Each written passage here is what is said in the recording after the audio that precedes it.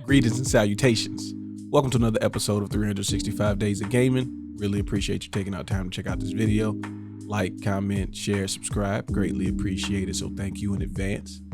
Today's episode, we're talking about a game that gives you the power of a god, but not God of War. That's for later.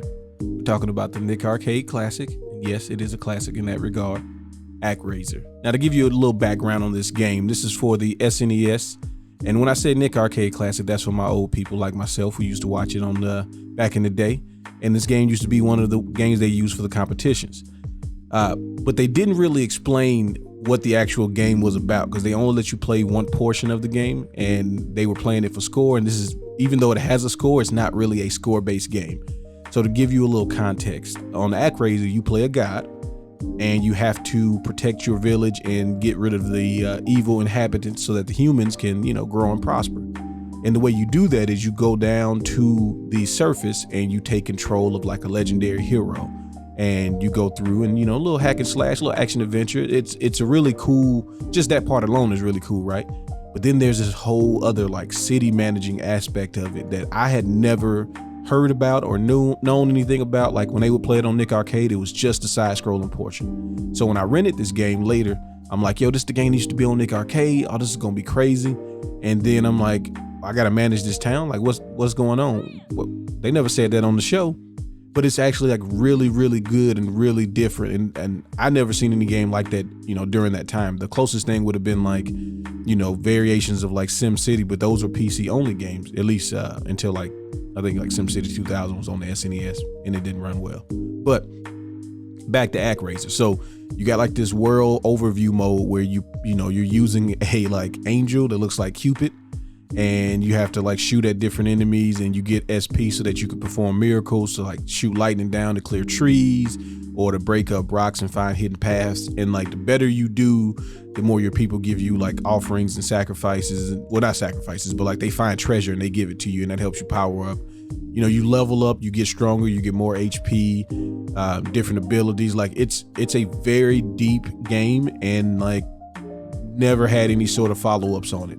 They did remake it for like the Switch and like online and PC, but this game was like a hidden gem of hidden gems. Like I said, the only frame of reference I had as a kid was on Nick Arcade, and that was only even half the game. So to play it in this full capacity and to see all of the extra things, and again, this is SNES time now, so this isn't even PlayStation 64 era. To have this type of depth in a game back then in the 16-bit era was amazing. It was a great time. It was always fun. It can get really difficult because the platforming is not as forgiving as a lot of games. Like there's some jumps, back in the day, the way they made games hard is to have a jump where you have to do it precisely. And for some of my older gamers, you know what I mean, where it's a frame difference between you slipping off the edge of the area or you making that jump. Like there is no super jump, there is no hold it to jump further. It's you got to time it perfectly every time or start the entire level over. It does have saving, so that's always a good thing. So I really like that because I can go back into it. Now, I never owned this game, so when I would rent it, more than likely my save file is gone. Understandable. It's just, it's part of the rules of engagement, so you have to, let that go. But, it was really cool trying to see how far I could get, and a lot of times the actual like city managing portion, it's pretty easy and pretty straightforward. It's not too difficult. All the side scrolling stuff though is tough because at each area, after you sweated it out, you made it through all the jumps and you've done what you needed to do, then you got to fight a boss. Now some of the bosses are more of just kill them before they kill you, but then some of the bosses you have to like really like be careful because there's always like holes and pitfalls and instant deaths and all of that. And you're trying to kill this boss that's also doing stuff to try to kill you. So it's like, you're dealing with multiple things at once. But it was always still a great time. It's very challenging. And, you could get a lot out of a weekend if you got Actraiser. It's definitely one of those games where you're not going to be disappointed. But also a game that, again, we don't hear a lot about. And so I wanted to make sure, we gave it some shine on this platform here. Now, if you know about Actraiser, please let your boy know. Give me some stories. Let me know, did you beat it? I never beat it, so I'd love to hear from someone who actually did.